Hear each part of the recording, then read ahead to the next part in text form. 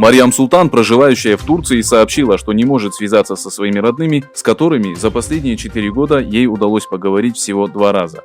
Девушка прибыла в Турцию 10 лет назад и на данный момент совмещает работу с магистратурой. По ее словам, все шло своим чередом, но с марта 2017 года связь с родными прервалась. Позже ей позвонила ее мать и попросила больше не звонить. Подчеркнув, что на данный момент все студенты из Восточного Туркестана, находящиеся в Турции, переживают то же самое, девушка сделала следующее заявление. После этого стали поступать сообщения о лагерях перевоспитания, о которых мы узнали из показаний граждан Казахстана, попавших в эти учреждения, и позднее вызволенных оттуда правительством Казахстана.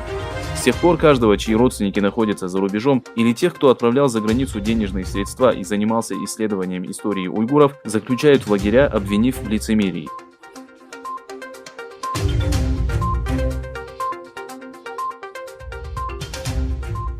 Информационное агентство France Press сообщило, что заместитель министра национальной безопасности Китая Сунь Лидзюнь был уволен. В отношении бывшего чиновника начато расследование.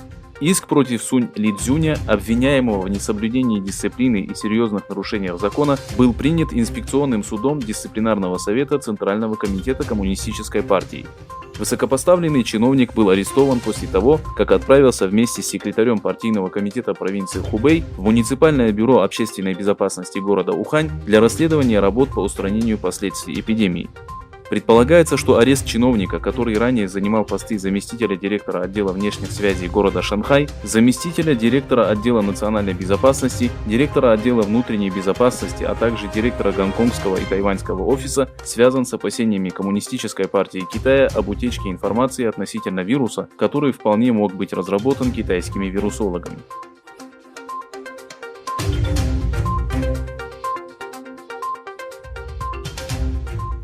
Сенатор штата Арканзас, республиканец Том Каттон, написал, что имеющаяся информация указывает на то, что источником эпидемии COVID-19 является лаборатория города Ухань, но отметил, что доказать это будет тяжело из-за фальсификации китайского правительства.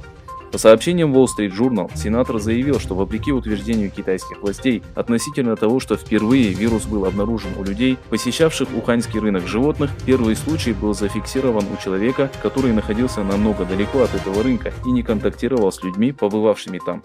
Сенатор также отметил, что на этом рынке не продают ящериц и летучих мышей, в слюне которых содержится данный вирус.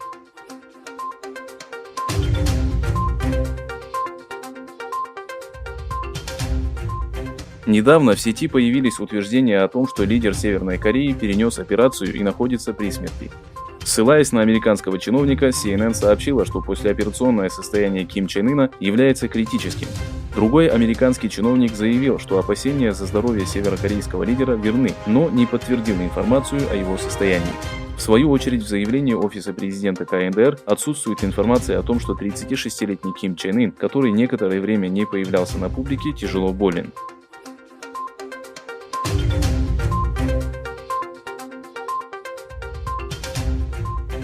Китайские врачи из города Ухань, которые заразились коронавирусом, победили болезнь после 2 месяцев лечения. Однако после выздоровления цвет кожи кардиолога Йифана и уролога Ху Вэйфэна изменился. Китайские специалисты считают, что это связано с повреждением печени, вызванным коронавирусом. COVID-19 был диагностирован у обоих врачей 18 января.